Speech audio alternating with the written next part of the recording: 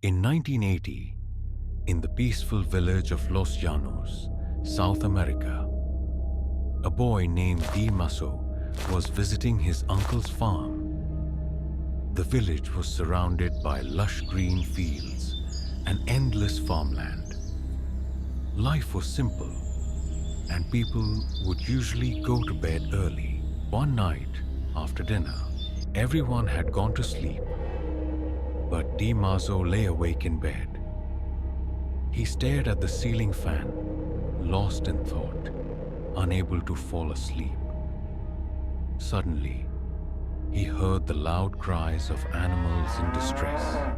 He stepped outside to investigate where the sound was coming from. He realized the cries were coming from the nearby animal shelter, where many cows were kept. As he approached, the scent of rotten meat filled his nostrils. The cows were restless, moving frantically, as if something had terrified them. Maso had never seen them behave this way, making it harder for him to calm them down. As he led a few cows to safety, the stench of raw meat grew stronger. While guiding the last few cows, his eyes landed on a horrifying sight. A pile of blood-soaked bones lay on the ground, remnants of a slaughtered cow. Before he could react, a chilling whistle pierced through the stormy night. His heart pounded as he recalled the village's most terrifying legend. The whistle meant one thing: El Silbón was near.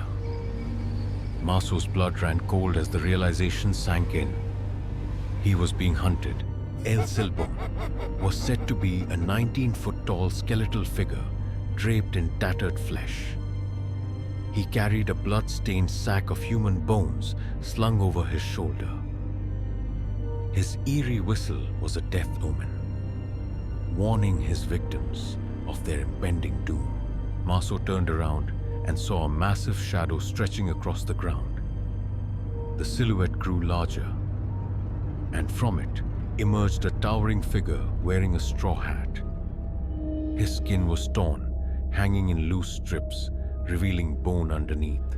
Terror gripped Maso as El Silbón took slow, deliberate steps toward him. The sound of bones clattering inside his sack echoed through the rain.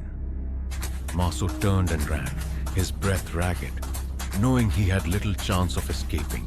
As he sprinted, he felt El Silbón following him, leaping from tree to tree. Maso's screams for help were swallowed by the roaring storm. Just when El Silbón raised his long, bony hands to strike, a sudden sound stopped him. A dog's bark shattered the night, making El Silbón recoil in fear. His monstrous figure twitched, and within seconds, he vanished into the darkness. Maso collapsed in relief, realizing his pet dog had saved his life. The next morning, Maso shared his story with the villagers. They believed him immediately, for everyone in Los Llanos knew El Silbón's legend. They told him an even darker tale, one that haunted Maso more than his own experience. El Silbón was once a spoiled child from the 18th century who lived with his parents and grandfather. One evening, he demanded his father bring him deer meat for dinner. But when his father returned empty-handed, rage consumed the boy. Blinded by anger, he stabbed his father to death with a kitchen knife. He then carved out his father's flesh and carried his bones home in a sack. He handed the sack to his mother, ordering her to cook the meat.